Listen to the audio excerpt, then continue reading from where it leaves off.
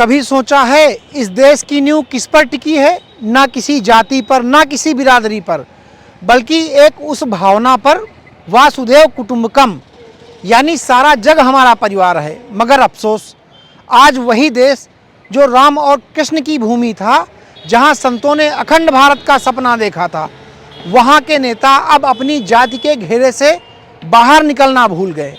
किसी को अपनी जाति का मुख्यमंत्री चाहिए, किसी को अपने समाज का सांसद चाहिए, तो किसी को अपने समाज का विधायक चाहिए, और किसी को अपनी बिरादरी के लिए कुर्सी चाहिए।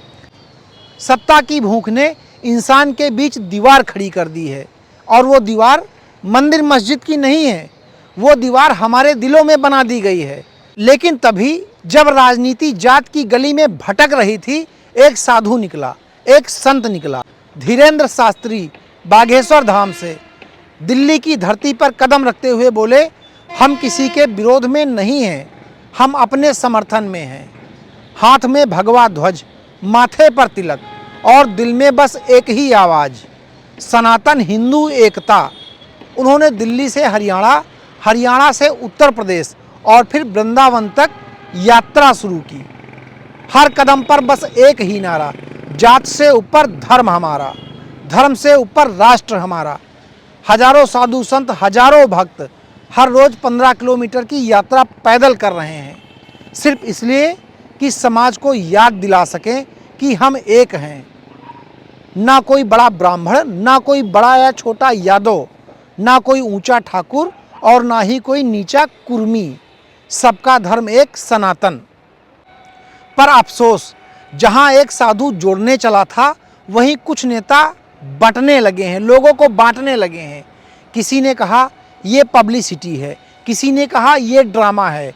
अरे जरा सोचो, अगर कोई जोड़ने निकला है तो उसमें भी राजनीति क्यों ढूंढ रहे हो?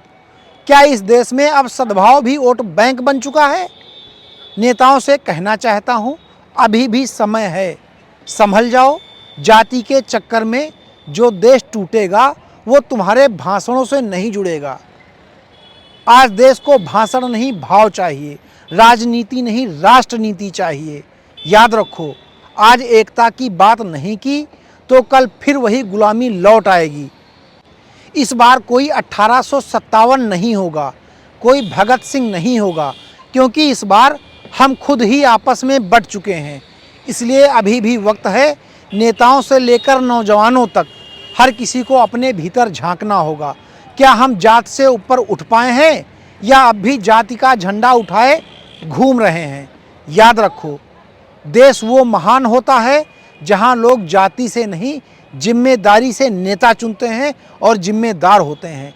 और अगर कोई पूछे इस देश को जोड़ेगा कौन, तो गर्व से कहना, जो धर्म और राष्ट्र की बात करता हो, जो राष्ट्र से प्रेम करता हो, वही इस देश को जोड़ेगा। आज ये कहानी सिर्फ धीरेन्द्र कृष्ण शास्त्री की नहीं है, ये कहानी उस भारत की है जो टूटते हुए भी जोड़ना चाहता है, जो बंटते हुए भी एकता का सपना देखता है। अगर तुम सच में हिंदुस्तानी हो तो जात नहीं राष्ट्र बोलो, मत बटो, जोड़ो, क्योंकि जो जोड़ता है वही भगवान का सच्चा भक्त है। जय सनातन।